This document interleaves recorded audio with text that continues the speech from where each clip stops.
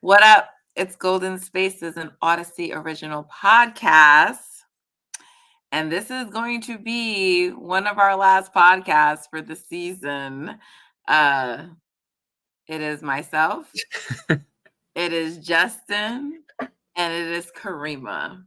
It's the three of us. The last time it was the three of us, which was not the last episode because that was just me and Justin, but it was I think it was when they lost the final game of the season, right? Kariemah, you were here.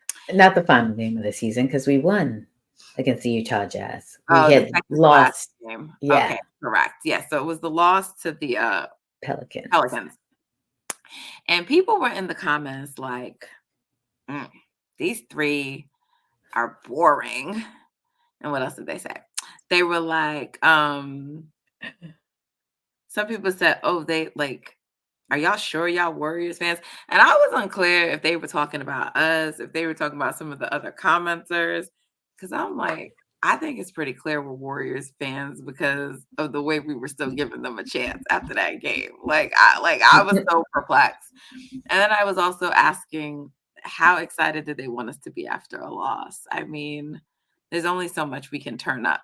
But I don't even think that we were unexcited. Like, I mean, a lot of that episode was about going through the potential playoff scenarios. So I don't know what people want and expect, but listen, people, like, they lost. I don't know what you want us to do, and they lost tonight. So I said all that to say I don't want to see nothing about no comments about our energy level because in this season of mediocrity, we deserve all kinds of awards for being able to sit down after each game and bring out a podcast. No, I'm serious because people don't know. Like when you think about teams that just lose all the time, and the Warriors were one of those teams. So for people who are not new, the Warriors were once one of those teams. The people who have to cover those teams, it's very hard night after night to come and write stories, talk about them, be engaged. And I mean, I'm a fan, Justin's a fan, and Kareem is a fan. So we follow the team through the ups and downs and we talk about it. But there's only so much you can do with content, okay? When the team isn't winning. That's just what it is. Y'all be here. Cause I see the episodes when they win, y'all be here, hype. And then we know they lose. So like, don't call us fair weather. You know what I'm saying? Because we here every game, no matter what the outcome is. All right. So Mhm. with that said, let's get into these dubs because they lost tonight, and I don't even know what to make of this. Like I'm not surprised that they lost. I thought that they could lose. Even with Monk out, even with Herder out, I thought they could lose. Cause like, yes, Justin, as you've noted, Monk is always the one who like really kills them, but they always have other guys on that team for some reason who can step up. Tonight it was Keegan Murray. It was also, what's the other guy's name? Keon It Ellis. is There you Keon go. Ellis. Keon Yeah. Ellis. And like they just always have like someone who can step up. And I feel like the Warriors, when they play teams that someone different steps up and start doing things, I feel like they don't know how to react to that in the moment. Like if they came up with a game plan, whatever they came up with, I'm unclear by a lot of things what that game plan was tonight, Justice. So we could talk about it. But I feel like when they come up with a game plan for a team, it's very hard for them to make adjustments. And they somewhat did, right, in that second quarter. And I think we all thought at the half, okay, now we're going to have a game for the second half. That's not what happened. Mhm. So I'm going to stop there because I have a lot of thoughts. But Justin, Kariemah, I want to hear from both of you. So actually, Kariemah wasn't here the other day. Kariemah, you take it first. And then Justin, I want to hear from you after. Well, where to begin? How about the start of the game? It was just like, y'all know that this is a game 7 in theory. Why are we starting out just discombobulated? That I don't know. However, adjustments were made. Second quarter, they started to put things together. We cut the lead, we get it down to 4. And like you said, yes, we thought, all right, third quarter Warriors should be coming out. I didn't think But that. I just thought we'd have a game. I wasn't confident in any third quarter Warriors coming. But I thought that, hey, they bottled up Curry for all of it. It was tough for him to get anything going as he only had 5 points. But I did think come the second half, we'd at least see Clay hit shots, Curry hit shots. Well, Curry did. Clay, unfortunately, did not. And Wiggins didn't play well to me. I just again, what's going on? What is happening? What is happening? This is a do or die moment here. Where is everybody? Where is everybody? They literally have 3 people on Curry. We need others to join in the fun. And we saw it from the bench. Our bench, I think, outplayed Sacramento's bench. We had Moses, Pods, Kaminga. They actually got us going to get it to that 4-point deficit going into the half. So, gosh, I just did not see it going this way. Even if we had lost, I just didn't see it going. Yeah, I agree with that. I did not see a blowout happening. This should have been a competitive game. It was not a competitive game, Justin. Why wasn't it a competitive game, Justin? I think it was more so just wrong night. Like above anything, it was wrong night. But I do think this game is like a poetic end to the season. It just kind of like encapsulates everything that's always gone wrong with this team, specifically this season. You can go down the line, right? Like the older guys looking a bit old, right? Clay 0 for 10. Chris Paul, largely ineffective, looked small, old, and slow. The young guys looking a little bit, Trace was overwhelmed. At times, Jonathan was overwhelmed with his responsibilities in terms of defensive and rebounding and things like that, but he showed flashes as a scorer. Moses came in, he seemed to be ready, right? But Moses didn't play enough. He only played 15 minutes. It's another thing that's been going on all season. He scored 16 points in 15 minutes and was a +3. Right. Yeah. Podziemski came in there, filled up the stat sheet, rebounded, played probably a little bit too much, was also kind of small out there and couldn't really help them defensively. I just think at the end when he's trying to Chris Paul and Pods, like he just said, "Here's the game, Mike." I just don't understand. You had Kaminga, you had Draymond, and you had Steph. Like Moody needed to be out there, and then whoever you want to go with as the 5th person, but like Kaminga and like Chris Paul. Okay, we'll get to the players. I'm sorry I interrupted you, Justin, but you were saying. No, you're fine. You're fine. It also comes back to Steve, like what we've been saying all season. I think this particular game, even with the 0 for 10, Clay was probably the best option as that 5th guy just because of spacing that he had. And then he knew he didn't have it going, so he was like just trying to move the ball at some points. And when he felt like he was open, he was shooting and just missing. So that lineup that they threw out there, I think it was Steph, Moody, Clay, Draymond, and Trace. Like either Trace or Kaminga, like that's probably your best chance in this particular game. I think everybody else they just didn't have it for whatever reason. Looney did play a good, decent minutes when he was in. He just fouled a lot. But yeah, it's just everything that's gone wrong this season went wrong in this particular game. So perfect, almost. Like I said, it's almost poetic.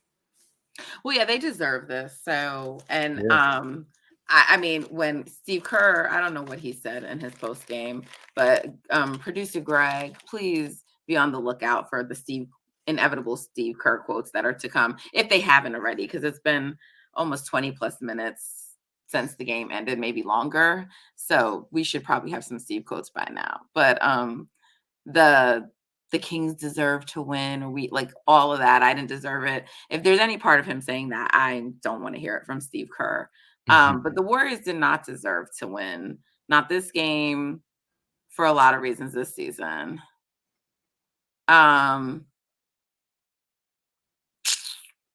Okay, Steve Kerr apparently said it's too soon to discuss the future of the Warriors, but knows questions will come this offseason. You don't stay on top forever. He says they desperately want Clay back. We need, like, honestly, a lot of this talk around Clay is also stupid to me. Clay was never leaving. He was always coming back.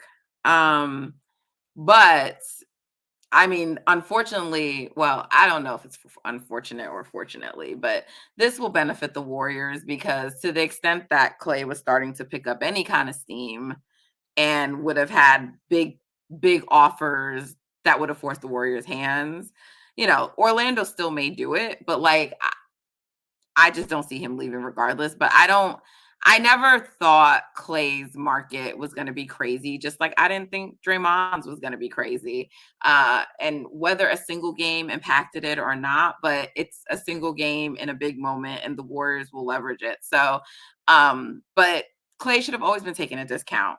And in fact, I don't think Draymond took a big enough discount because even though Draymond Green is generally speaking a positive player, he missed he missed like what, a quarter of the fucking season getting himself suspended. Like, I feel like a player that you're putting that much money into like that, if you can't even rely on him to be there because he can't keep his cool and keep his shit together, you get an even bigger discount for that. You know what I'm saying? So personally, conveniently, he played like hella games last year. He made sure he played all those games last year. Right. And the thing is with Draymond, it's like to me, even last year, Justin and I talked about this at nauseum. And I kept saying, like, I would only pay him this. Like, I still think they overpaid him because they were only negotiating with themselves. That's it. Like, I know that, like, they're like, oh, he was gonna go to the Grizzlies. Sure, he was. Like, no, he wasn't. Yeah, he wasn't going nowhere.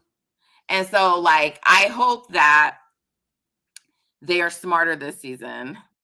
And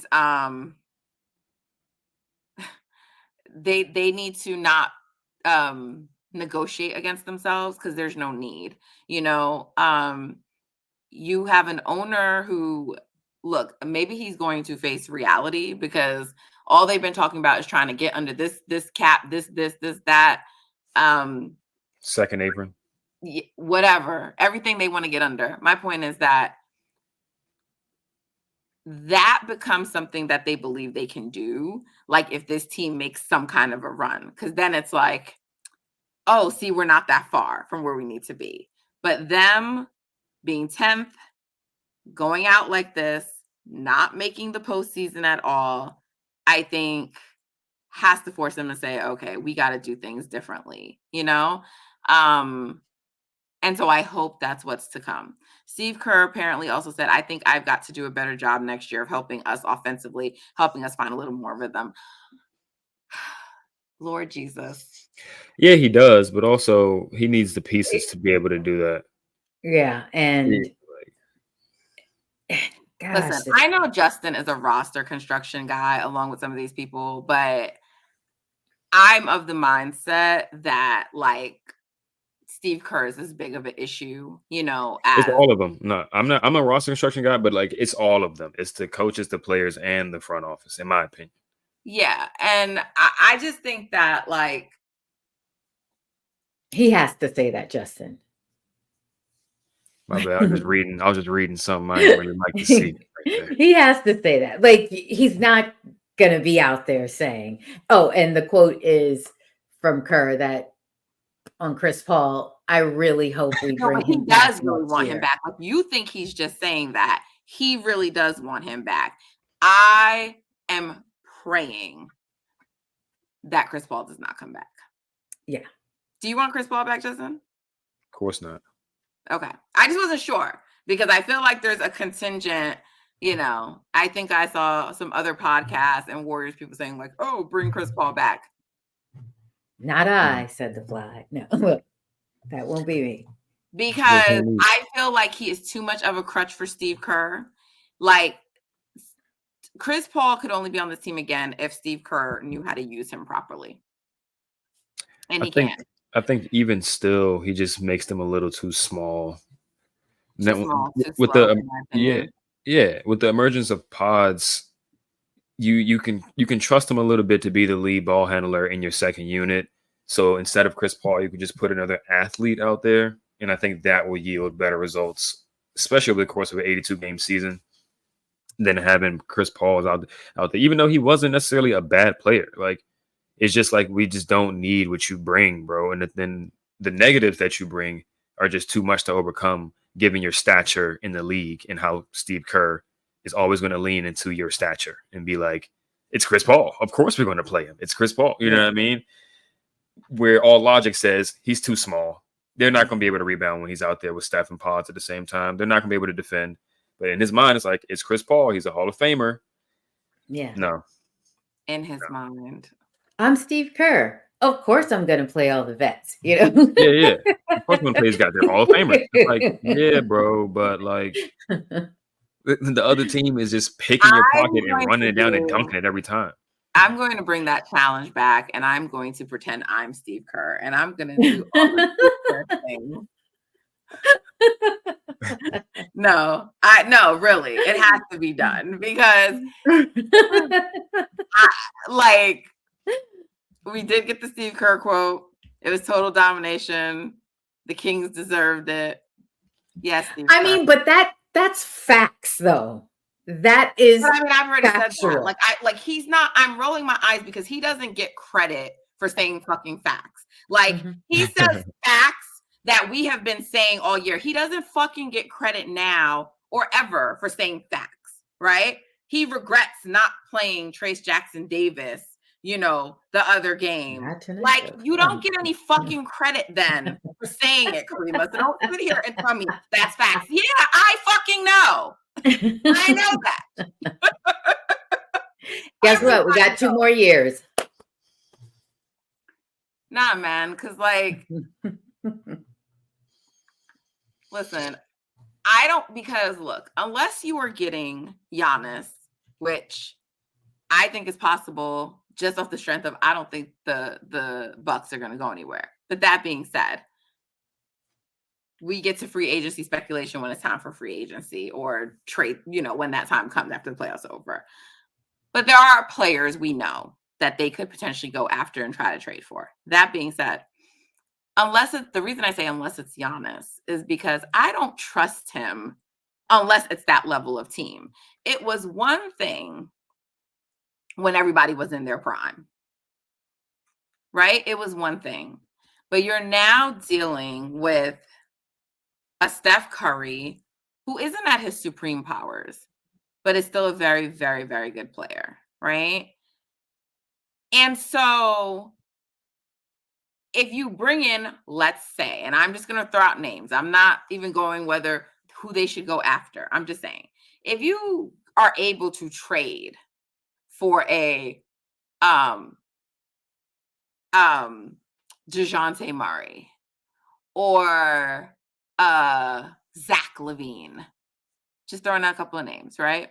If you're able to even trade in some way for guys like that, they are not Kevin Durant, Giannis level of players. So while they're good and they will help, I still feel like you need a coach who's going to know how to leverage them properly. And I'm not confident that that's Steve Kerr. I'm really not. And working all the other pieces they have, and who knows what they would have if you were to execute one of those trades.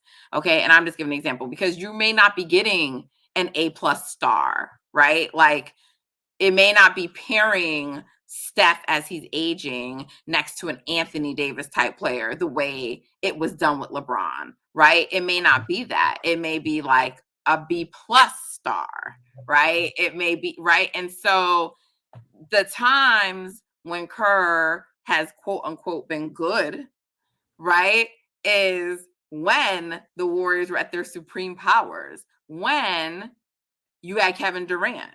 We haven't seen him be a good coach when they're sort of less than. Like, yes, y'all may say 2022. I would dispute that. But If that's 1 year, then 1 out of 4 for sure. so what do you have to say to that, Justin? I mean, I would say like he's gonna be here. Obviously, he signed the extension. So what they can do at this point is try to create the best roster they can possibly create, and just you just got to live with it, right? Because you've already extended him, so I you're mean, you stuck. really don't. You can just let him go and eat You it. can And we definitely know fire Joe. him, No, but no, they can like let him go and just allow him to keep the money. They're not gonna want to do that, but like Lakem can afford it. No, but owners do things like this all the time. I mean, the stuff with the roster, it's like additional penalties and taxes, but they're billionaires. Like they really can afford to do it. Like no one wants to do that, but they can if they really wanted to. They're not going to, but they could. And they wouldn't be the first team to do something like that in sports history, but they're likely not. So you have to deal with Steve Kerr. But who is the player that they can get that you trust Steve Kerr to coach? I mean, I trust him to coach anybody that's a veteran. To be honest, I mean, like he has a bunch of flaws and stuff like that. I do think he's adapted some things this season, right? He adapted to JK to help him, because JK is not a traditional Warriors Steve Kerr type of guy. So he did mold some offense to him. He didn't adapt to him. Um, He was forced to. he was forced to, but like he Wait, you still have to laid the take plat. Yeah, he still exactly. allowed What am him I to take taking? What off. do I have? No, Once no, no, he, hold on. What do I have to take? What do I have to take? he Finish was, that statement, Kariemah. He, I That said he was forced to, but again, he was, and I can't even say he's forced he to. was forced. Just He was Kaminga literally came forced. out and said No, it, no, he was and literally forced. forced to do it, but yet he still kept going to it. He still could have been like, "All right, yeah, I'm going to play him now," No, and he he could couldn't have because he was yanked him forced. Once Joe Lacob came down in and that watched press that, conference. that was Yeah, done. There was no more. He had the chance to do what he wanted to do anymore. He was literally forced. Kaminga went to the media. Let's be clear. Let's be clear here. Kaminga went to the media. Joe Lacob came to the presser. And after that day, we never saw Kaminga foolishness again. He was forced. It was done for that day. sure, for sure. But he still adapted once he said, "All right, I have no choice here. I'm going to mold my offense a little bit more to Kaminga and see what he can do." He still did it. You know what I mean? Like, I'm not going to sit up here and act like he's the best coach ever. You know what I mean? But I do I'm think there sorry are if I'm players not that he can I'm not mold to. applauding him for doing what he's I'm forced not to. applauding him. I'm just saying no, like there are he players that he can coach. adapted. Yeah, yeah. He's adaptable. It's like pulling teeth to get him to adapt, Then that's Right. but he not is adaptable. adaptable. That's literally not the definition of adaptable. I mean, I'm sorry. You it I'm just going to be takes him. very you It have just careful with to the takes him words some y'all are time. choosing well, because y'all have gaslighted me for years about this man. And I'm I'm not saying, gaslighting you now. I'm just saying you said, are there yeah, players that I'm confident he can coach? I think he no, can coach because any the thing player about really. it is like we can't have him spending an entire fucking season. That's what Oh, I'm for saying. sure. Like, look how long it took you to get your trade. So when I'm saying that he can coach, I'm not confident because Chris Paul is a veteran and he overuses him. What I'm saying is, who is the player that we can trust from the jump for him to utilize correctly, where we don't have to wait through half the fucking season for him to adapt or for there to be headlines or for whatever, because we don't have time for that. That's what I'm asking. Who is the player that like he's not going to overutilize, or if he is, it's not going to hurt the team? And you may not be able to answer that right now on the spot. But what I'm saying is every season for the last several years, like aside from 2022, because even let's go back further than that, right? We're not chasing wins, right? Like the approach to that fucking season was stupid too. Hmm. It was a stupid approach. It's like, oh, Klay Thompson isn't here. I don't understand how good our star player Steph Curry is. So we're going to do foolishness. Oh, but then at the end of the season, we're really, really, really going to try to go for it. Let's try to chase wins at the end of the season. That was him, and that was Lacob too. It was conveniently when James Wiseman went down that they started chasing wins again. And when Kelly Oubre went down, that's when they started chasing wins again. So I'm saying it's a collective. It's all of them James together. Wiseman missed like most of the season. So it wasn't just like when he went down. Like they Oh, no. really, yes, he missed a lot of that season. He didn't miss that much of the season. Yeah, he did. They had to play James Wiseman a lot, and he missed a lot of that season, though. I don't know what y'all are saying a lot, like, but he missed a good chunk of that season. So what's the lot? What are you saying? More than half the games? No, he played from the end of March to the beginning of April. Then he had the meniscus thing, and then from there they took off. Right. So I'm not disputing that they took off. I'm just saying, like, trying to win games. That's all I'm talking about. Whether or not you think James Wiseman was the cause of them winning or not winning, I'm just saying, like, they weren't actually approaching trying to win games. And that's not just indicative of James Wiseman. That was when they got rid of who was the guy he liked because he organizes players on the court? What's his name? Who's the one player? You talking about Brad Wanamaker? Yes, Wanamaker. Wanamaker. He insisted on playing Wanamaker all season.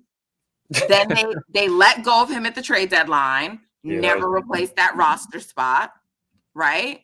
Never replaced that roster spot.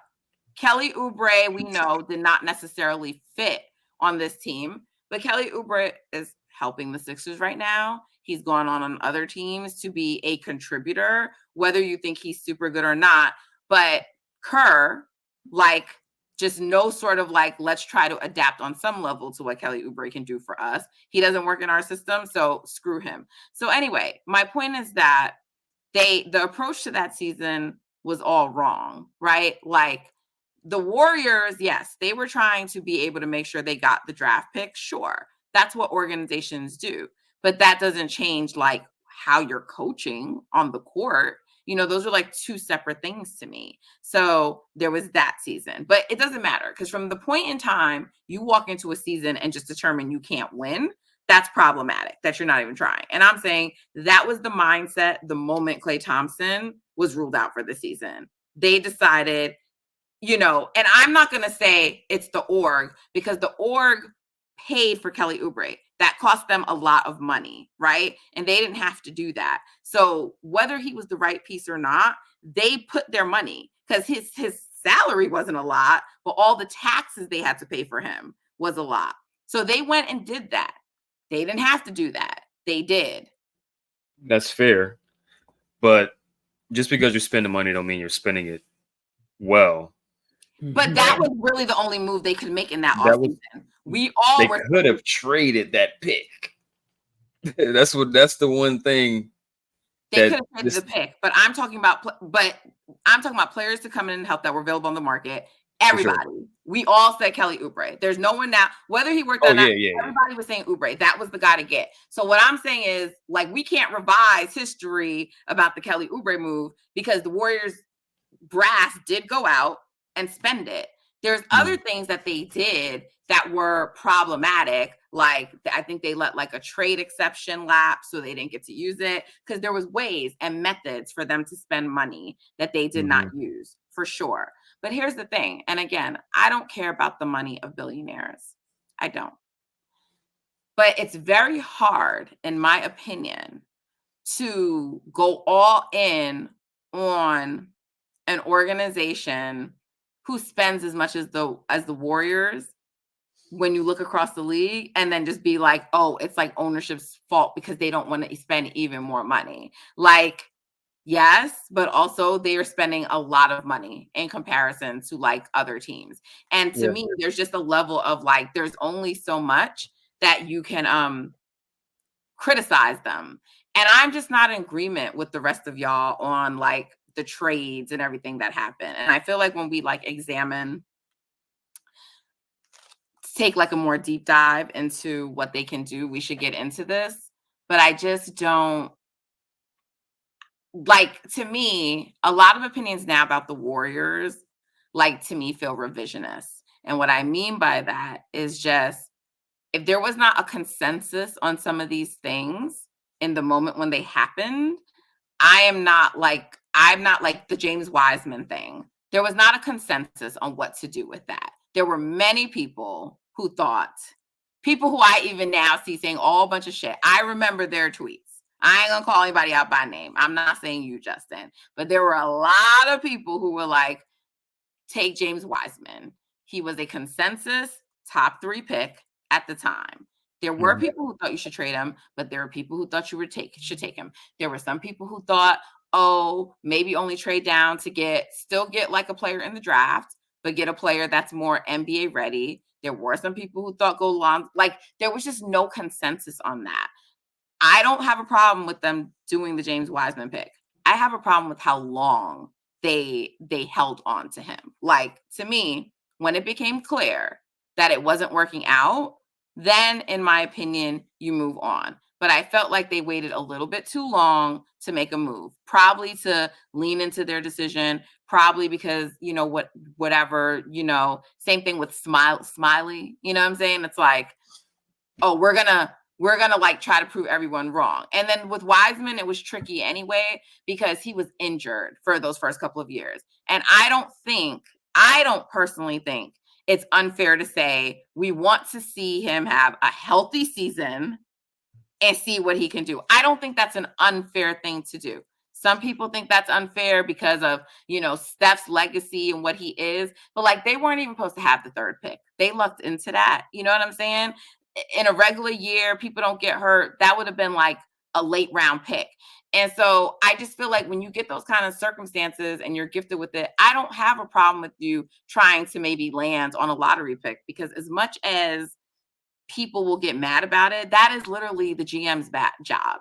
It is to think about the future of the org, not just the next few years. People can say it's crazy, they can say it's stupid, but that's literally the GM's job. It's not to just think about the next 3 to 5 years. It is to think about the long-term future of the Warriors. And if you can get another franchise player, whether it's valid or not to think it could be James Wiseman, if you think that he could potentially be that guy, and conventional NBA wisdom, I'm not saying it's the right way, but conventional wisdom is a player with James Wiseman's skill set and his height could be, I can't just look at that decision then in the moment when it happened and say it was bad. I think how they handled it afterwards was bad, but I don't think in the moment it was bad. I mean, that's valid. I do think they didn't do their due diligence on really examining his skill set and how it could translate into NBA basketball. So I do think they dropped the ball on that one. I mean, I think Do the just in the Warriors modern scout NBA, well? hmm? Do they scout well? I think they scouted his last draft pretty well. I don't think Bob was the best scout, to be honest. I mean, or whoever is on his team scouting, I don't think they were the best scout. Maybe it was Mike. I don't know. But yeah, I just think in general, like in the modern NBA, like just looking ahead too much, I think is just like it's not it's not like how it used to be, where it's like, okay, we're getting guys in free agency, or like there's so much mobility in the NBA now that you can turn around your franchise in one summer in terms of the amount of talent you can acquire, or the amount of salaries you can just drop in one summer, where it didn't used to be like that. So in my opinion, I think just looking more so like, okay, what do we have now? How do we maximize this window? I think that's the best path forward. Is always going to be the best path forward if you have somebody of Steph's caliber on your team. And I agree, like they took too long, right? They said, okay, we're going to try this 2 timeline plan, and they won in 22. So in a way, they're like, this is validation. It works. And it's like, well, none of the young guys even played in the playoffs. James Wiseman was hurt for the whole season. So it wasn't the 2 timeline plan that helped you win this championship. It was the first timeline that got it done. And you got the vets Jordan for Poole was a part of that. Jordan Poole for sure. Jordan Poole Yeah. for sure. He was like a younger guy that helped them. Like he was major portion of that. And this is where I disagree with you, because I've seen you say this before.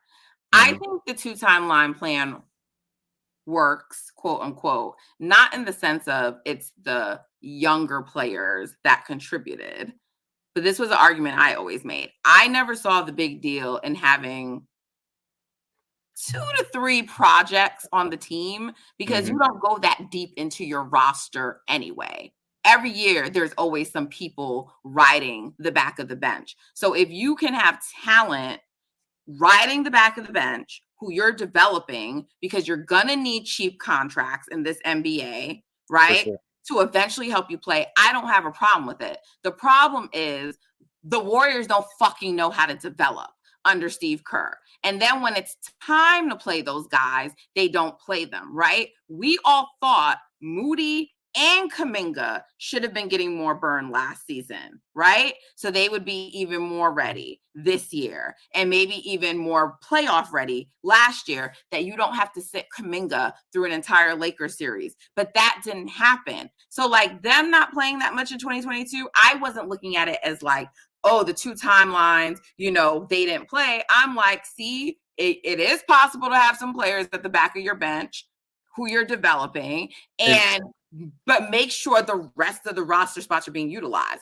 It was, wasted on like Andre Iguodala. I get everyone loves him and all that shit, but what did he do for us that year? And what did he do in the postseason? Nothing. I feel like the 11 to 12, to me, they waste and players. And then also they got JaMychal Green to replace Otto Porter. It just didn't work out, but it wasn't like they didn't attempt to replace it. Like, I feel like the way everyone talks is like, oh, they couldn't resign Otto for a higher amount, right? But at the time when we evaluated JaMychal Green, we all thought that was a decent move. Dante DiVincenzo, same thing. He was the replacement, right, for GP2. For Gary Payton II. Now, here's the thing. They let Gary Payton II walk, right? They didn't need to do that. So that was a cheap thing. They could have just paid Gary. It would have cost them, but they did have, I think, his partial bird rights or whatever. But they could have paid Gary that number and not leave. And if they would have done that, you would have still had the ability to trade James Wiseman later. But instead, you had to trade James Wiseman to get back Gary. So for that, I say that is a fumble. But even when they let Gary Payton II leave, and I'm on the record saying this, I wasn't totally that upset about it, because I was like, look, sometimes his injury history concerns me. Justin, I've said that before. And we were like, look, Dante and GP2 don't do the same exact things, but he was quote unquote the replacement. So I don't feel like they let players leave without trying to replace them. The replacements just didn't work out. I just feel like there's sometimes a lot of attacking of the front office. Belly, they didn't replace in any way. Right. He was the person, but I am not super high on Belly, but I understand they didn't replace him, but he was a vet minimum guy. And I just think there wasn't anybody for them to get, or they didn't, because the Warriors are not a free agent destination. They're not attractive to people. And that's something people got to come to terms with. They're not attractive to people. So, but they did try to change. They did try to make changes. So I just don't get all the, they wasted those lottery picks, because if they could have traded to get a player that would help, they maybe only would have gotten one player for 2 of those picks, and maybe you get someone who is good and solid, but at some point, then the money's still going to become due to pay them. The Kings are going to have to deal with trying to play Malik Monk, right? At some point, you're going to have to pay those guys, and you get into the same situation. Whereas if you actually develop those guys that you drafted, you're in a much better financial flexible situation. So I don't feel like the vision of the owners is wrong. I just think you don't have the right coach and the right staffing in place to execute the vision. That's my opinion. I think there's 2 things you got to consider. When you examine the 2 timeline plan and say 2022, okay, they won a championship that year, right? They had 4 young guys. They had 4 guys on rookie contracts that year. Everybody else is a vet or older. It was James Wiseman, Jordan Poole was still on his rookie deal, Kariemah and Moody. It was just those four. Wiseman didn't play at all, obviously because he was hurt. Jordan was a vital piece. Kariemah and Moody. Well, Kariemah was like a regular season piece, didn't play in the playoffs. Moody played a little bit in the playoffs, whatever. They went to 2023 with all four of those guys, added PBJ, added Rollins, and didn't left an open spot. So there's no JTA, there's no Damian Lee, there's no Belly, there's no Gary, there's no Otto. These are guys who are all vital to them, right? So it's not necessarily JTA and Lee, I'm not sold on. But in the regular season. In the regular season, they were vital. Yeah. They won their minutes. They had positive net ratings. It was positive net ratings all up and down the roster. But I mean, ultimately, at the end of the season, like they're not going to. They didn't do anything in the playoffs for sure. Right. So, like, I get you need them to get through like the course of a regular season. I understand that argument, but at the end of the day, they're like.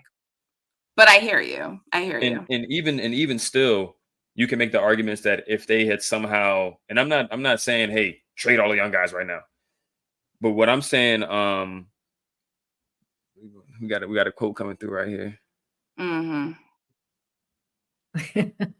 Yeah, we'll get to that. But what I'm saying now, I'm not saying like trade all the young guys, but what I'm saying is maybe there's a way where you could have turned one or two of those picks into a more reliable veteran player that stays with you, so you have an even better chance to win in 2022. Now, I'm not going to say go back and change anything because they obviously got it done that year. But when you lean too much into having all these guys who are young and stuff like that, you're going to run into the growing pains of their development along the way, which we've been seeing, right? What Even when these guys play. With Rollins, I'm sorry, because was he a regular roster spot? He was on the roster. Yeah, but was he a two-way guy or did he? No, okay. He had a roster spot. Yeah. Okay. So they had like 6 or 7 guys, rookie deals, whatever the case may be, like on the team last year. It sounds like 4, 6. And then they got an additional 2. Yeah, 4. So we're looking at this year. You got Kariemah, Moody, Trace, Pajemski, Lester, Gee. We're back at 6. You know what I mean? Like, well, Lester and Gee aren't rookies though. They're just G League guys. They're G League guys, but they're both like 22 years old. Like they're both super young guys. That's not really gonna, and they're all good players. That's the thing. They're all good players. But when you know at the top of your roster, you're at a talent deficit. It's not the young guy's fault. It's like, well, we need to bolster the talent on this roster somehow. Right? Well, Clay's obviously even like guys like that though, but those are like late round picks. They're not going to get anything for those guys. They're not going to get anything. They don't have the money to sign anyone. So if they're really going to get players, it's going to have to be giving up a Kariemah or a Moody. It's one of those guys, even as draft picks. Like to me, these other people they drafted don't matter. Like vet minimum guys, they don't matter. Like we can say they can matter though. They matter, but what I mean by that is like at the end of the day, you're signing them on a vet minimum for a reason, right? Mm-hmm. So it's like that's because that's all they can afford. So they're taking up a spot for vet minimums. What was the vet minimum market at the time? And there may have been better vet minimum guys, but those people were not willing to come to the Warriors. Yeah. So I'm just saying for them to make any kind of meaningful move, it meant one of their lottery picks, right? For sure. But they had to, like I said, so they wasted. I'm not ever going to knock the pick. Other people do it. I'm not knocking the pick. I'm knocking what they did after the pick. But I really have a problem with them having to trade Wiseman to get back Gary Payton II. Like to me, that was like a very problematic thing because you could have had, like I already explained it, but you could have kept Gary and traded Wiseman for something else. I also hated the way that they just let Kelly Oubre leave because they lost the salary spot. I didn't expect them to keep him, right? But it got like so nasty between him and Kerr in a way because Kelly doesn't really say like fond things of the Warriors his time here, right? But I just feel like if it wouldn't have been like that, because you could have still signed him to then trade him. It's the salary. Anything that made them lose available salary to sign players, those are the things that I didn't like. Like right now, this year, not trading for Chris Paul right? Because that gets you salary, right? You're like, everyone thought it would be Pascal, but whoever, just anyone, if they would have done a trade, now that's like a salary spot. I understand they want to get under the tax, but like, to me, those are the real ways to make moves, because this other stuff like vet minimums and like that, like, you might luck out and get like an Otto Porter, right? But that's not going to happen every year. And even Otto Porter was great for us one year, but he just retired, right? Like, so even if we would have re-signed him, we may have not gotten that Otto another season again. We don't know, right?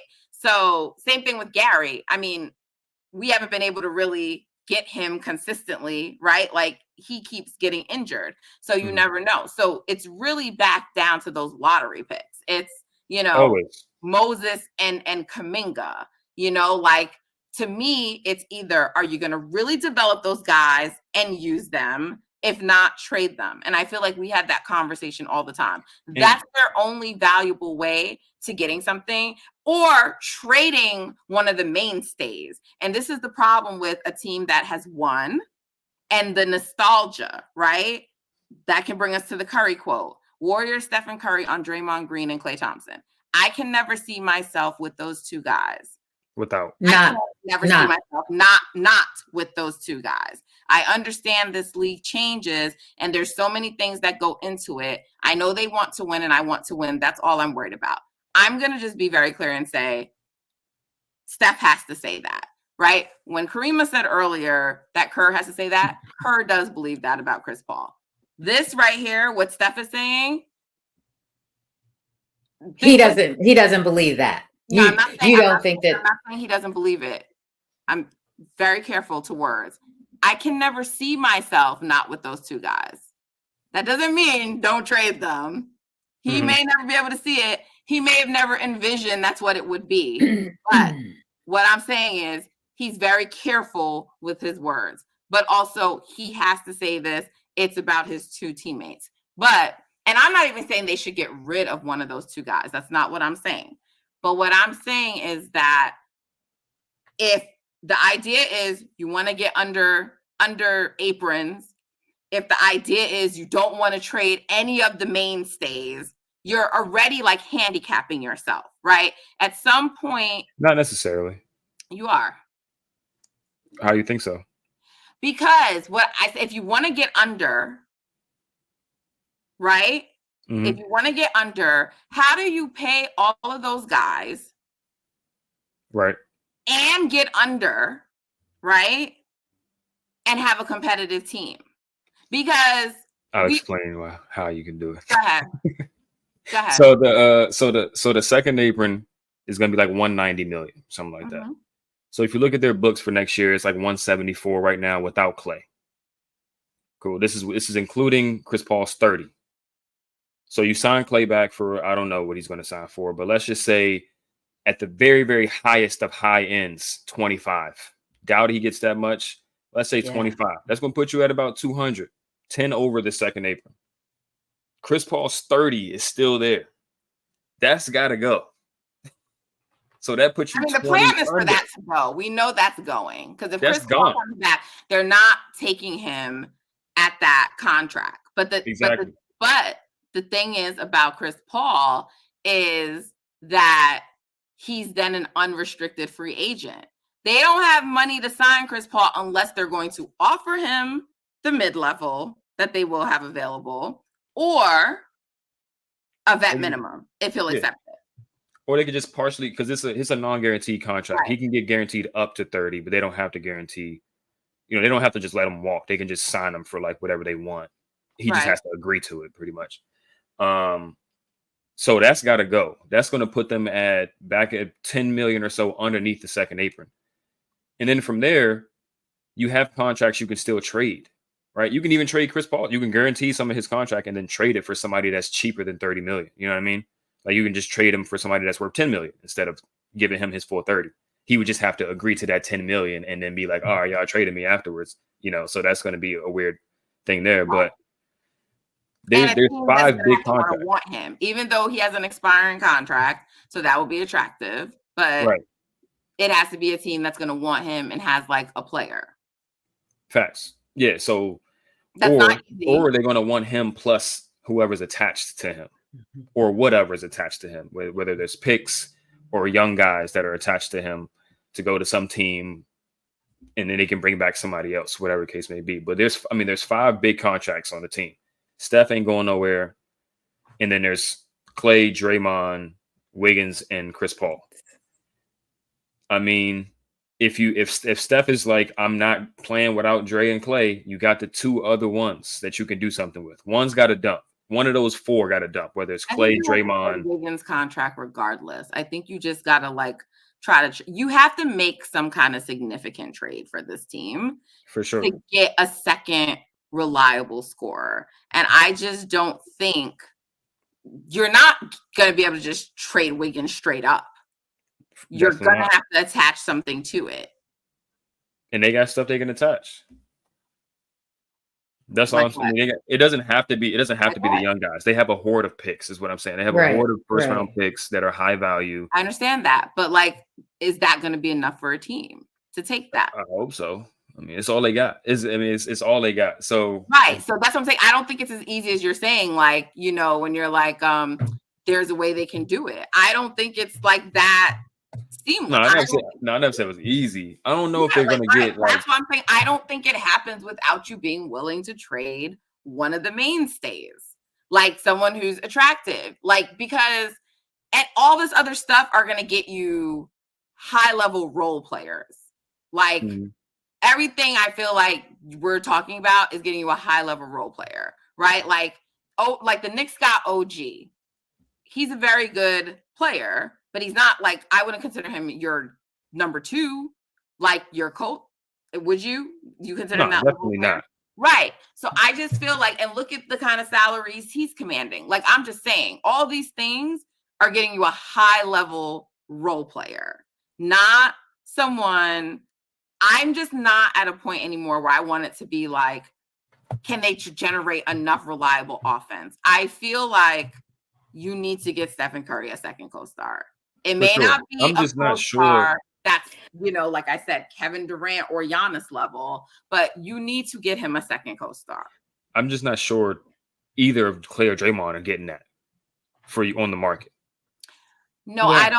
I don't think you can just trade Clay straight up for someone either and get it, right? I don't think so. But if you resign Clay to a friendlier deal, and then you package Clay with someone else, right? I still think Klay Thompson and his shooting and what he does is very attractive to teams, right? Like, I think it would be. Again, I'm not saying that's what they should do. I'm just saying they have to be able to consider all things, you know? Yeah. Because people are going to hear this and say, oh, I want Klay traded. And that's not what I'm saying.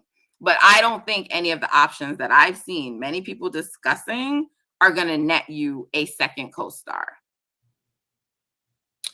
Without giving up something a bit more meatier. Higher level quality players, which is great. And you'll be a better looking team, you know, for the regular season. But then you still got to get to the playoffs, right? Like Jamal Murray throughout the season, he never gets considered an all-star. He's in the West, we know, but in the playoffs, you get playoff Jamal. Like, I don't care if you've been an actual all-star. I don't care about any of that stuff, but you need someone who is going to be Jamal, Kyrie, Anthony, whatever you want to consider, but you need someone who is a playoff riser or someone who is that kind of player, you know, and I don't think that that's going to happen just by like, you know, Chris Paul's contract and someone else. I don't think you're getting that kind of guy with, you know, just that. You know, with Wiggins, I still think you got to package something good with it, maybe, you know, but I don't think I think you will have to give away one of those young guys and maybe a pick, but I don't think you're going to get, you know, I mean, I guess it depends on how the other team values their star and like what they want to get for it. But, you know, to me, the market changes once, you know, the playoffs end, but like, in terms of like players we know out there, like I don't even see anyone else besides DeJounte Murray or Zach LaVine that's still available. potentially for a trade that we've heard about. Now we may hear later about other names, or there may be just some disgruntled stars, Giannis. Maybe things don't work out with Paul George in LA and he becomes available. But what would it take to even get Paul George? They don't have the money to just sign him, right? So that would have to be a hefty contract. He wants a hefty contract. And I don't know if the Clippers are going to give it to him. I don't know that Jerry West would ever do business with the Warriors and trade him in the West. So that feels like very unlikely to me. But I'm just saying, right? But those are people who are more elite. But until we see, is there anyone that I'm missing that's like a 20-point scorer or, whatever? And I'm that you can see pairing up. I'm not even saying that I can see it. I'm just talking about like available players, because there are obviously concerns about a Zach LaVine, or whoever. I'm just saying players that we know that are like consistent, like 20 plus scorers or like close to 20. That we know for sure are available for trade or maybe or on trade watch. Like we're or want to leave I think where they're at. Pipe dream. I think we're still monitoring Lori because Danny said they're going to be aggressive in the summer. Yeah, but I think he want to get off of players. I don't think that's to get rid of their main player. I think he's just trying to raise the price up, honestly. Yeah. But you got to monitor that. Got to monitor Karl Towns. Raise the price up to do what? Like, what are they going to do? Okay, get rid of Lori, and then what? Try to do some OKC stuff where you just get a bunch of picks. Probably. I don't know. Who knows? But, I mean, that's something to lightly monitor because it is a pipe dream. Monitor Karl Anthony Towns. For sure. I did forget about Cat. Yeah. But are any West teams trading to the Warriors? You never know. I mean, they could just be like, man, the Warriors done. But it depends on what you're giving up. Some type of way, because people remember they felt like the Warriors got over on them with Andrew Wiggins, so they may not be, they may not. They may not. Like we can give them back if you want. I would keep an eye on Orlando to see if they, they don't got no second star there that's available, right? But if you can get somebody like Wendell Carter Jr. from them, I think that's a very solid center who's young, who could get even better than he is already. And now you got him and Trace. I think that would be a good pairing right there. They were already in talks with Orlando about, I think, potentially Jonathan Isaac. Not a fan of him off the court, but on the court, he's very good, obviously. I do not need him coming to the team. I'm sorry. We don't need the bad energy, but Wendell Carter Jr. is somebody. And during a fucking election year, no, because that would be kind of nasty. No, I'm sorry. Sometimes y'all got to think about, everyone thinks that it never matters what players until it matters, right? Until it brings attention to the team, whether it's vaccine shit or whatever, something that Donald Trump is going to say. He already bought the Donald Trump sneakers in a city like San Francisco, like on a team like the Warriors. That's why the 49ers can never win, because they have Nick Bosa on the team. I mean, like, what are we doing? Like, you just don't need, like, there is a level to like personalities and stuff mattering. People think the politics don't matter. If politics matter in marriages and every other relationship, I don't know why they wouldn't matter on a team. They absolutely do. So I don't want him on the team. And yes, I don't want him for those reasons. I don't care if anyone says I'm stupid. Kariemah, I feel like I've definitely been talking. And so y'all can be quiet in the comments, because I don't want to hear, damn, now they don't let anybody else talk. And I feel like, surprisingly, we've heard from Justin a lot tonight, but Kariemah, we have not heard from you a lot tonight. So please take the floor. Look, I've got very little to add here, because I'm going through the East trying to see who actually, somebody might be on the lookout to move, like a Donovan Mitchell is trying to get out of Cleveland, but him coming to the Warriors, I don't see how that really what is Donovan Mitchell's contract? But I think it's pretty high. How do you feel about Donovan Mitchell? But with you, but Natalie, I've always been very funny about Jonathan. Right, but what I'm saying is, we were talking about who's going to give you at least 20-point score or whatever. For sure. Like, no, Donovan. Definitely. I'm serious. I don't know Justin's thoughts on someone like Donovan Mitchell. That's what I'm asking. You want my thoughts on him? Yeah, aren't you our resident analyst? Come on, you had a Legler. That's funny. No, he's good. He's a very good player. I Yeah, think he on would the be. Warriors. I don't care about like what he is on the Warriors. I think he fits. He's an amazing pull-up shooter. He can handle the ball. He's essentially like a way better version of Jordan Poole on offense. Way better. Like, Yeah. and better Just on defense. Like, just I a don't know if few he's good inches enough on shorter. defense. Yeah. Well, I will say on the defensive end, 32.6 he will turn it million up. this year. What'd you say? Oh, wow. 32.6 million this year is what See? Donovan Mitchell Yeah. His saying. contract I'm is just actually saying it, relatively cheap for a player of his caliber. but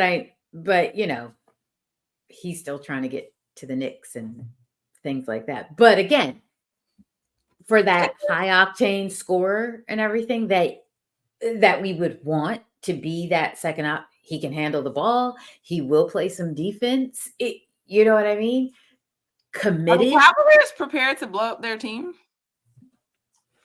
I don't know. They may not be prepared to do it, but if you have someone who is trying to look elsewhere,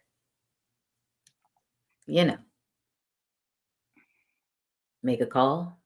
Let's see about it. Let's talk about it. Oh Lord. He's I'm also just saying. claiming he wants to be the face of the NBA. I can't with these non-face because, like, see, when I hear players are saying things like that, I'm just like, I don't even want this guy on the team because you focus on the wrong thing. And I'm sorry, Donovan Mitchell, you are not no face of the NBA type player. Like, what are we doing?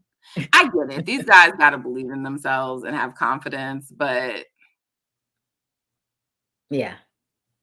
But I was just thinking, if we're just kind of looking at it like just big picture, like that's a scorer, that's somebody who is going to provide like a different look, because he does drive the lane, he does draw fouls, like, you know what I'm saying? if you're giving up Andrew Wiggins in this deal, you need to get some defense. You feel confident with Moody? Well, I Is always Moody feel going in this deal? I'm just throwing out no, things. no. They I need more can't than have one Moody deal. leave. They need more They than one do. deal. They do. Yeah. So if you got to make a choice between, point of attack defense or whatever Wiggins is supposed to bring, and like more offense, like a lot more offense for Steph, I'm gonna pick the offense. Sure, because Draymond is still gonna be there, so you can still establish some level of defensive floor. And if you get some more size, so Draymond can play more power forward and roam and do things like that, I think it lessens the need for point of attack defense. I mean, it wasn't much point of attack defense tonight, I'm being honest. Like De'Aaron Fox did whatever he wanted to do. So it's just like I'm not even thinking of that when I'm thinking of moving Wiggins out of here, because it hasn't been there anyway. I just think you got to move Wiggins because he's a wing on a reasonable contract. Yeah. Like, people feel like he's being paid too much, but like he has a reasonable contract for his position. Yeah. So even if it's a little down and you have to attach something to it, I just feel like his is the most movable contract too. We know what they do with the others. So yeah, I just think whether you're still high on him, low on him, whatever, I just think he has the most movable contract at this point Yeah. of the Now, high salary contracts. I will say, like, in a pursuit of like more offense and stuff like that, a lot of these guys are guards, right? That we've been talking about. I will say, like, don't trade away all of your wings just for guards and like bigs, and then you have no wings in the middle. Right. So it's going to take some creativity for sure, and like a lot of luck, because they don't have like a treasure chest of talent in terms of like the contracts they're sending out. Like, I don't think a lot of people are knocking down the door for Wiggins, even though some people probably will. People definitely knock down the door for Chris Paul.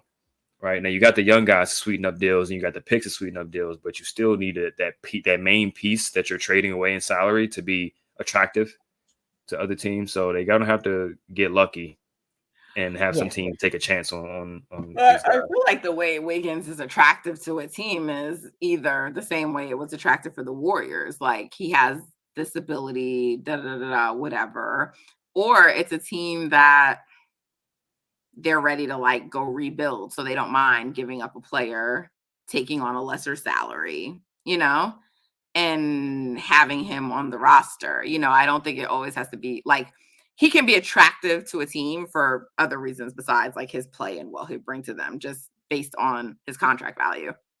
For sure. Same thing with Chris Paul. Yeah. Yeah. So, but yeah, and I mean, look, at the end of the day, people keep saying like, oh, they messed up with those draft picks. They messed up. But at the end of the day, those draft picks are still what can net them someone. Like, people were saying that, but now Kuminga has value. So like, if they wanted to trade Kuminga, they could get something for Kuminga. They'd have to, his salary is not enough, so they might have to combine it with something. But I think a lot of people now see Kuminga as like a potential borderline all-star to, you know, like a, right? So they would get something for him. The verdict may still be out on Moody. We know Moody's great, but the way that they've used him inconsistently, his value may not be as high. So it's just like, you still have the ability to do something with at least one of those draft picks, maybe two of them. Yeah. And then we hope that we don't gut everything. And it's just like, yeah, well, we've got all this, but we've got nothing over here, you know. The value is still there to them. Like, even though they selected those guys and they're here, the value is still with those two players. So it's like, I'd agree.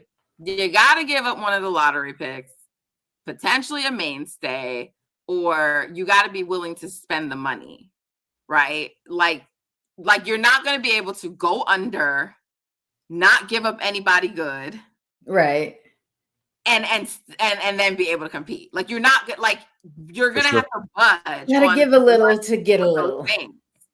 And this idea, this notion that they're not willing to really make a move unless it's like a Giannis type player, you know, it's like those guys aren't regularly available. Like, you lucked into it when you got one.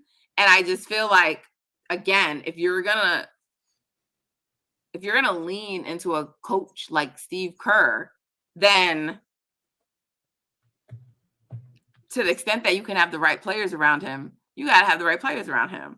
Or just whatever your plan is, I feel like you got to make sure you have the structure to support that plan. So even if it was 2 timelines that people are opposed to, fine. If you're going to have 2 timelines, you better fucking make sure you have the right scouts, the right people to develop, the right everything, because you need those draft picks to be a certain level of player by a certain time, and you need them to be able to contribute. Whatever the plan is, whatever your plan is, like I said. So it's not like so much like, oh, I do this, do that. I'm just saying, if this is the plan, you got to lean into it. Kerr's the plan, so you got to give him the right players. Whatever the thing is, the plan, you got to lean into it. And I just feel like, okay, the vets can say, oh yeah, we told you guys 2 timelines don't work, blah, blah, blah, blah, blah, blah. Okay, so now we get our way. Okay, that's what the Warriors brass was doing this season. They were giving the vets what they wanted. I don't think they proved themselves either, because at the end of the day, like, yes, Klay is not as bad as people are trying to make it seem. And yeah, Draymond is still pretty good when available, but he's fucking not available all the time. He went and got himself suspended. So y'all trusted in him. You gave him the money, and what did he do? He spat in your face and got suspended. You know what I mean? So it's just like, okay, well, you leaned into the main core and what they wanted. You leaned into what Steph Curry said you wanted, and that didn't work out either. So I just feel like Mike Dunleavy's my hope. You know what I'm saying? Like, people didn't like him, but he nailed his fucking draft picks, you know? He did. And I just think he needs he just needs to do things differently in a way the Warriors haven't. And I don't know what that is. I don't know what the answer is to that. I'm just saying all things need to be under consideration. And I trust him to do it because so far he made 2 very good draft picks. And I trusted, and I'm not saying I trusted him then. I was excited to see what he would do, but he made those 2 very good draft picks, and it makes me positive about what else he may do. So I'm trusting him to execute that. Same. I think he can do it. I Is the think he's Warriors going dynasty to make over? That's what everybody's talking about. what? That's what they're celebrating on the timeline. I saw some of the most dramatic tweets I've ever seen. And look, I don't think it's like crazy for people to say this. They've been saying it like every year, but I tweeted that I don't think we can really say that it's over until we see their off-season moves and then honestly see what they come back and do next year, but now this is like you went out in the second round. This year you don't make the playoffs, right? If this core is still together next year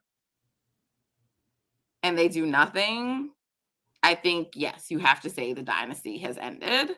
But I feel like right now it's like this is the last shot to like not necessarily win again, but like this is the last shot with this core to try to make something shake if you're gonna stick with the core. And by sticking with the core, that doesn't mean that like they need to be the focus, all three of the team. Like They need their roles. I wouldn't say reduced, but they need their load reduced. That Yeah. includes Steph. Steph's still gonna be the number one guy, but it needs to be some type of situation, kind of like LeBron and AD, where it's like, yeah, sometimes I'll be the second You guy got it. for like Look, 2 you months got straight, it. like because it's just too much of a burden for him to have to carry throughout the whole season and then be expected to perform like at the highest of the highest levels at all times. It's just unfair, right? Yeah. I don't really And feel then like outside of Steph that anyone else has a load like that besides Draymond, arguably, because like he has to carry the team defensively and they're just yeah, ass without him. Like, I don't think Clay's load is that high, personally. no. I'm saying their roles should be their responsibility should be reduced because one for Steph because his load is too much, and then for Dre and Clay because their roles are too high relative to what they are as players now. It ain't about the load with them; it's about their impact as players currently is not going to match what they're being asked to do currently. They're not that good anymore. They're not Why they that shouldn't young be. anymore. That's why they shouldn't be getting them salaries. But okay, I I digress. mean, they're still good enough for the salaries, you know what I'm saying? But No, they're not.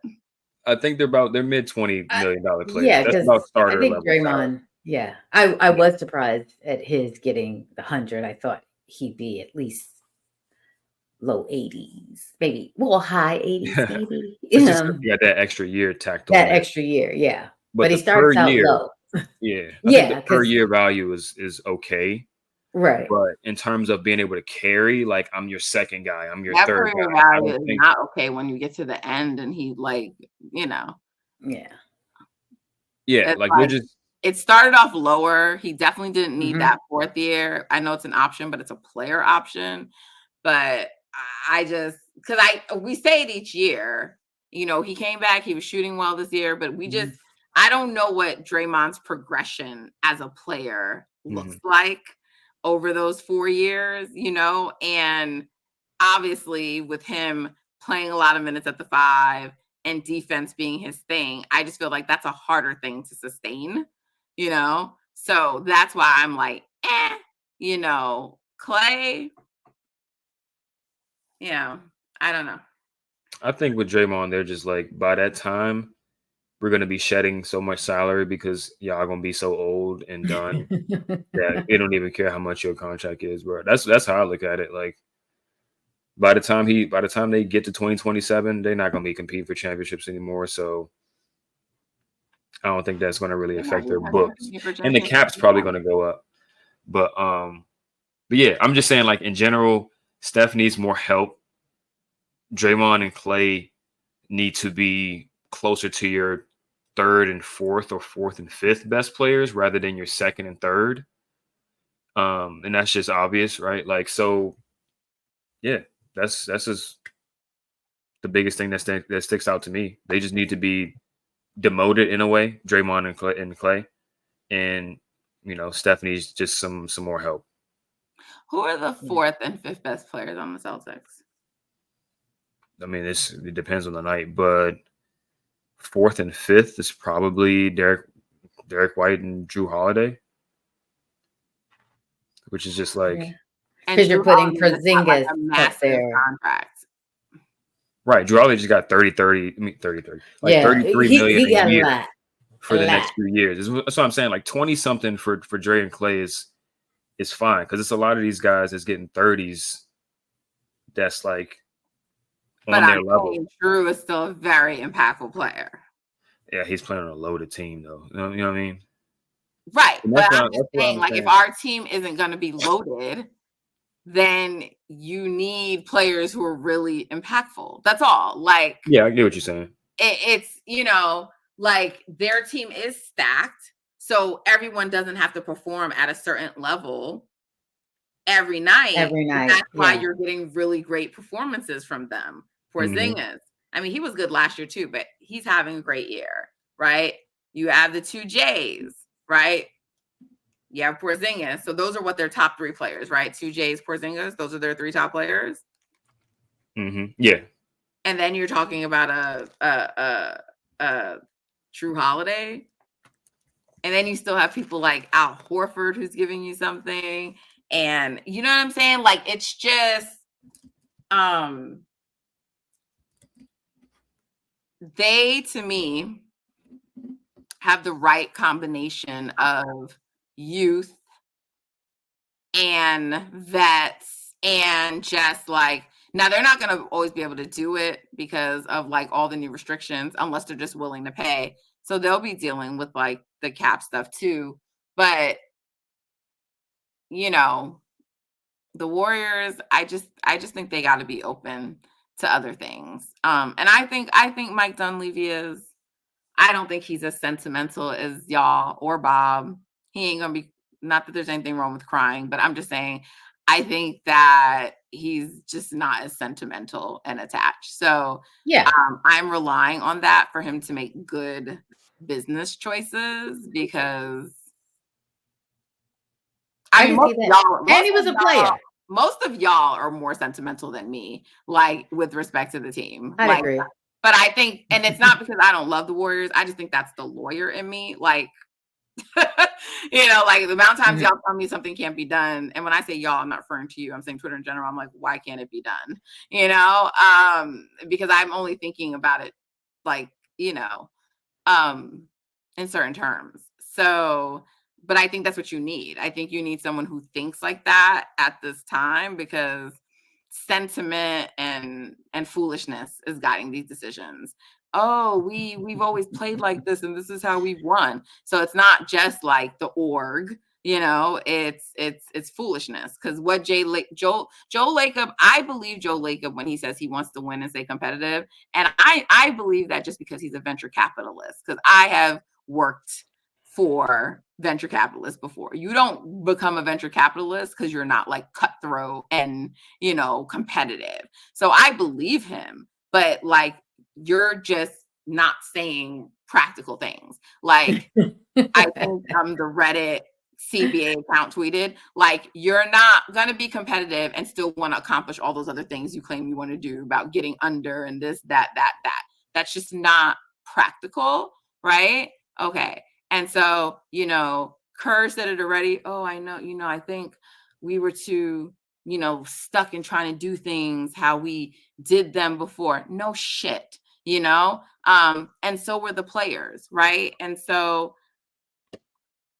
I don't know what kind of harsh realities they're going to have, but I think it is, in my opinion, Mike Dunleavy's chance to say, all right, we fucked up. We got it wrong before with the 2 timelines, but y'all fucked up too. Y'all weren't right either. So now I get to make the decisions that are not based in sentiment and nostalgia and all the other fuckery. Like, we need to like fix this team. And I'm hoping, I am praying with all of my might that that is what happens. I'm not saying now that he's going to be able to turn them into a juggernaut again, but like, they gotta like reset. Definitely. Yeah, they're gonna rejudge. I believe that will happen. You believe a lot of things, Kariemah. I do. I still believe. Why do you believe that will happen? Based on what? Well, because what Mike Dunleavy has already shown us, how he went about in the draft and who he chose. and he's a former player. I just feel like he comes in with a different approach. He's younger, I think, and I just feel like he sees Hey, it. we're not ageist on here. No, I'm just saying I think he sees it differently. And he kind of is like, all right, I see what Steve is looking for, but I also think X, Y, and Z will help with this team as well. So that's how I see Mike Dunleavy going into this next season. So I feel good about what he's going to do. It may hurt a little bit, but I'm still going to feel good about it. Anyway. I think Mike knows ball, honestly. I think he went into the offseason. Yeah. We praise a lot of moves he made, but he went into the offseason like we have the best starting five or one of the best. Let's just. And that was a very reasonable thing to It was reasonable. It was reasonable. That's why you gotta grade people on like what was known to them at the time. And I think that's very important. I think I had a tweet about that earlier in the season. I said like things that were expected, things that were not expected. Andrew Wiggins and how he performed, not expected. Loon, the drop off, not expected. Draymond missing as many games as he did, not expected. That's 3 key pieces of your core.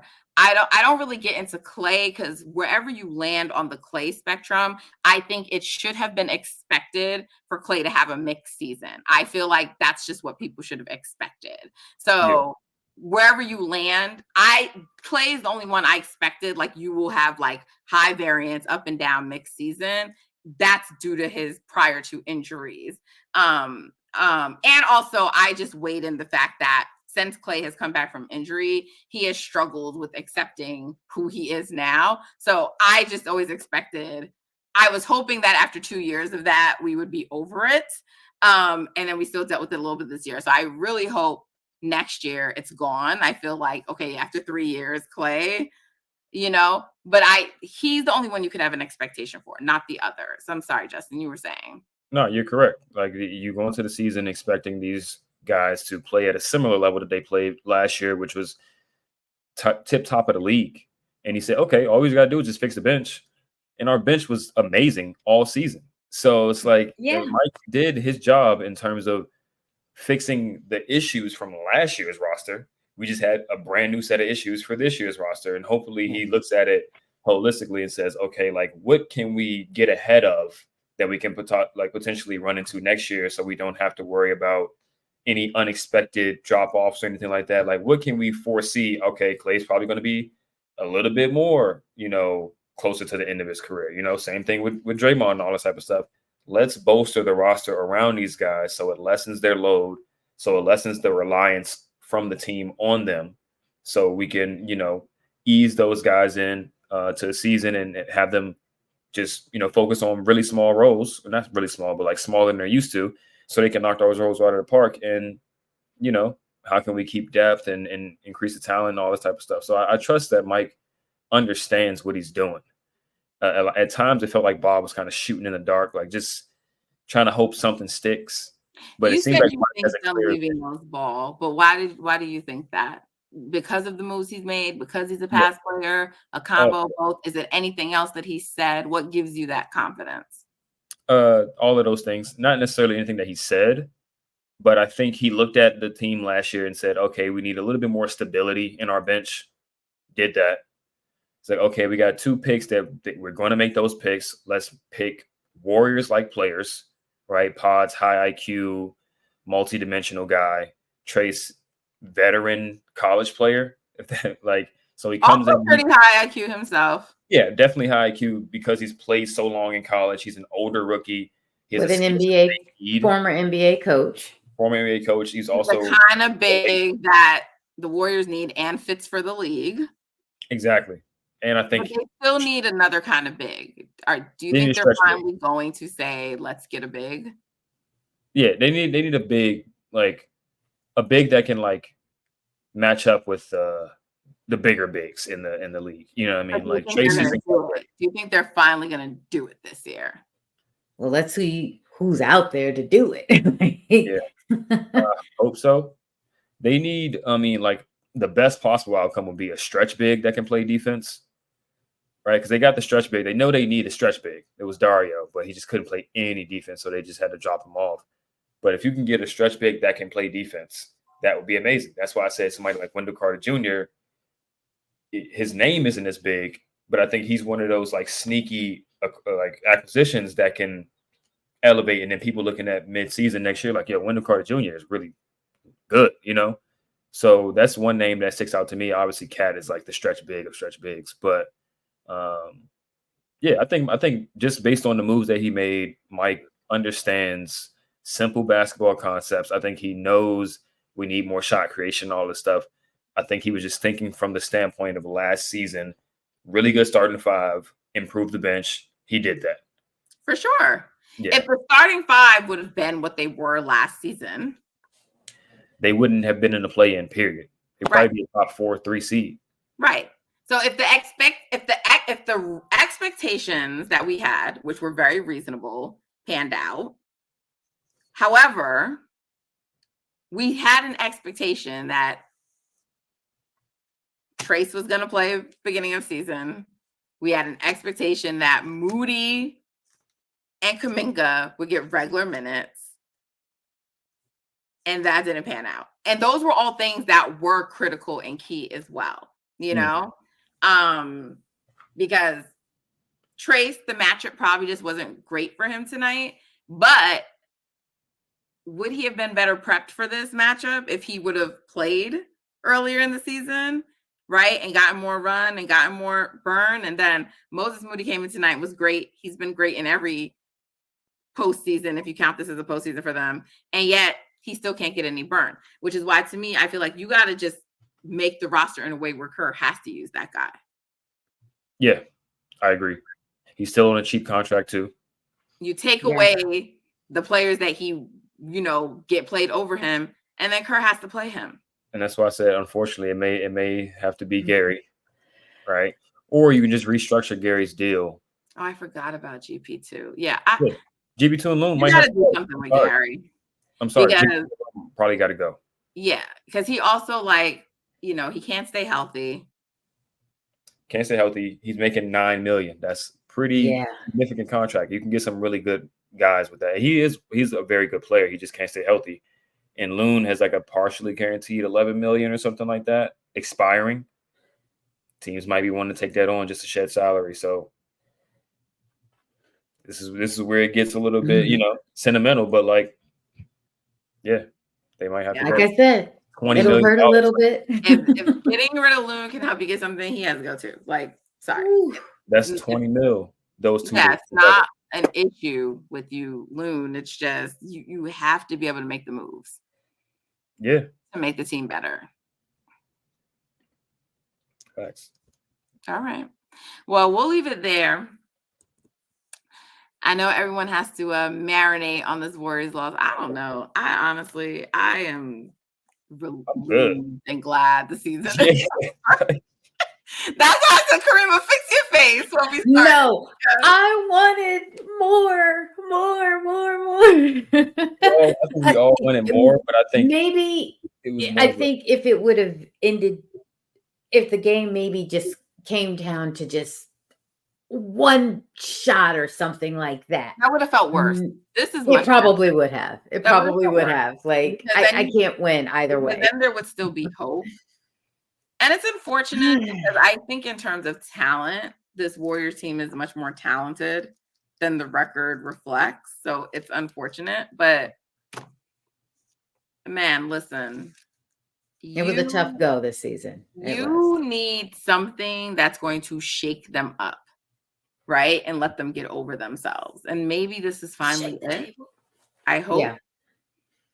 Maybe this is finally it.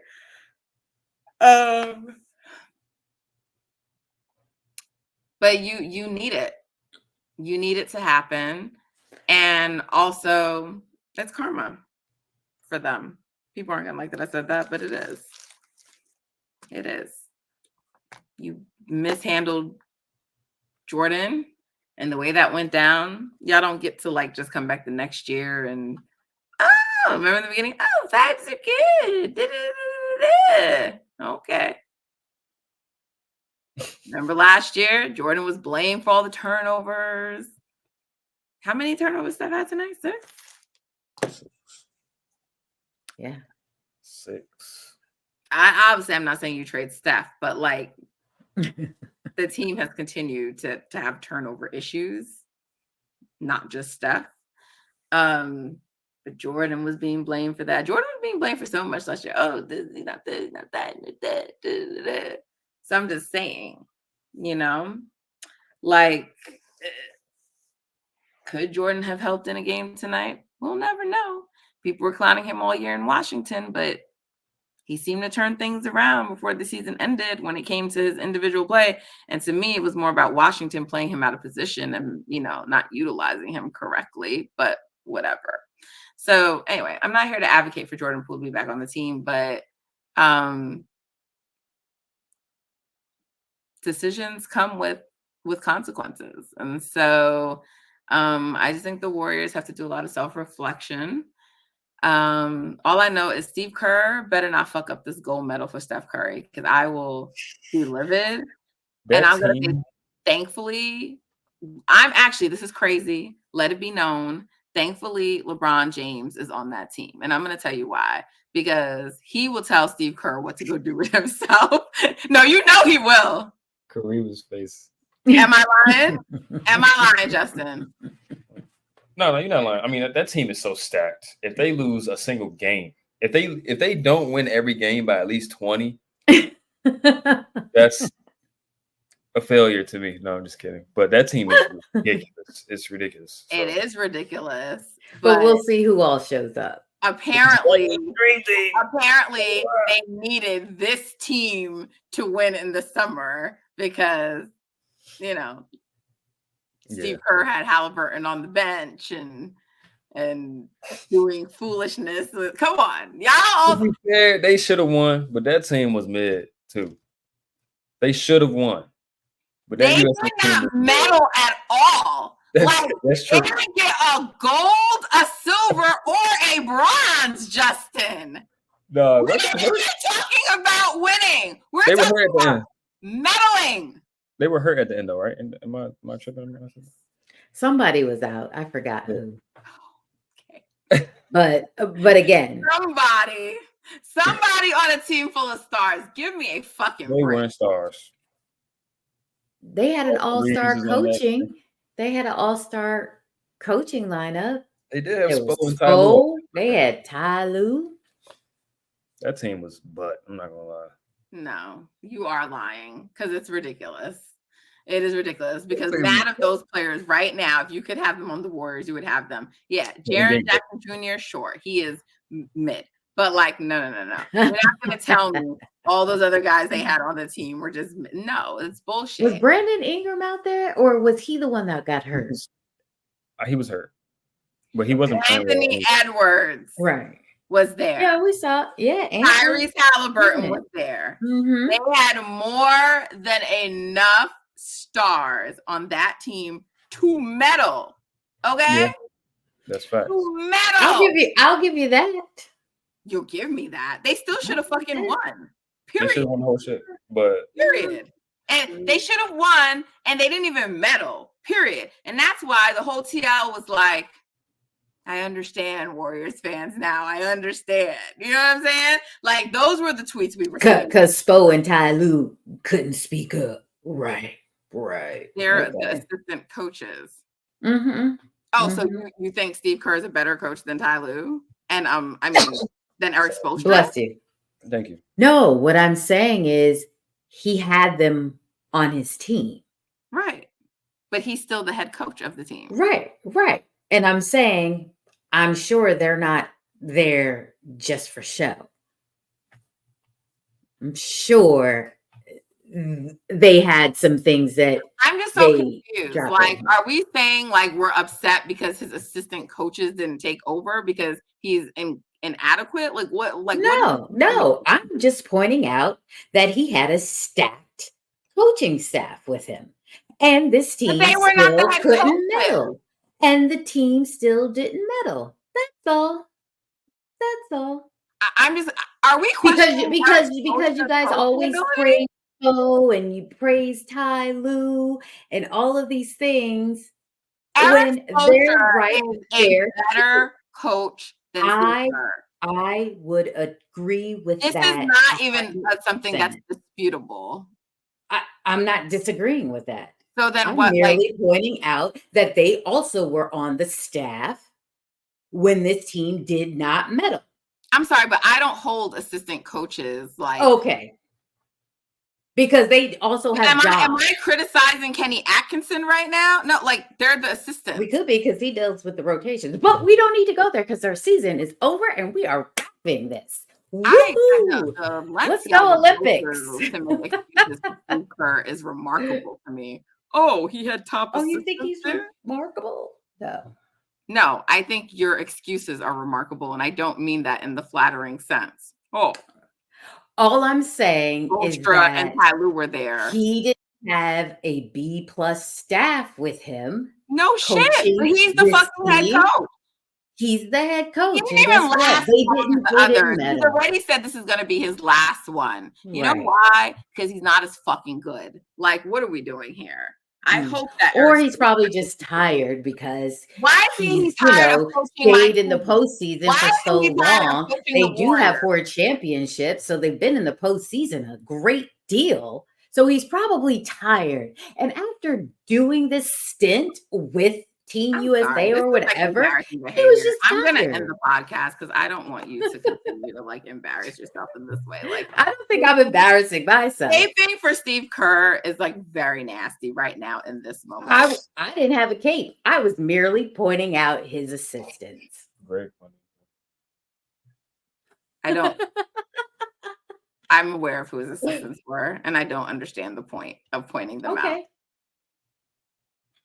He had good assistants, and they still didn't medal. Okay, great. Okay, so it's the assistants' fault.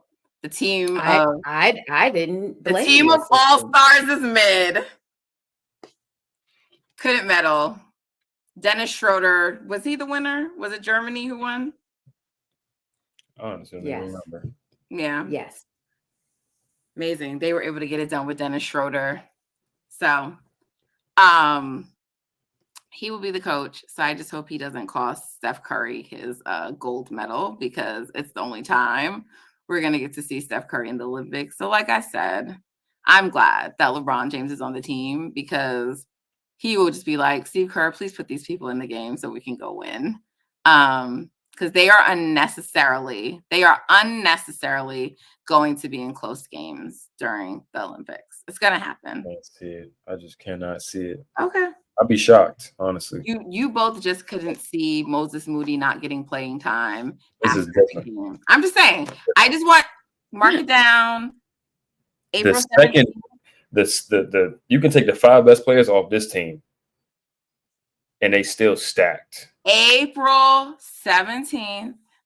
Mark it down because we're gonna revisit this because I want this actual part cut and clipped because I'm going to tweet it when they are in their first tight game. And I'm like, Justin, you were telling me. Oh, it's a close game. Okay. Anyway, I am not a Steve Kerr apologist. So like some others. So anyway, take time, Warriors fans, and which includes me, but I'm looking forward to the WNBA season. I'm looking forward for just rooting for other teams to lose or win in these playoffs. So I accepted the fate of the Warriors a long time ago. And while I had hope, because I'm always going to hope for them to win and want them to do well, this season's outcome is not surprising to me. So I'm glad that it's over, because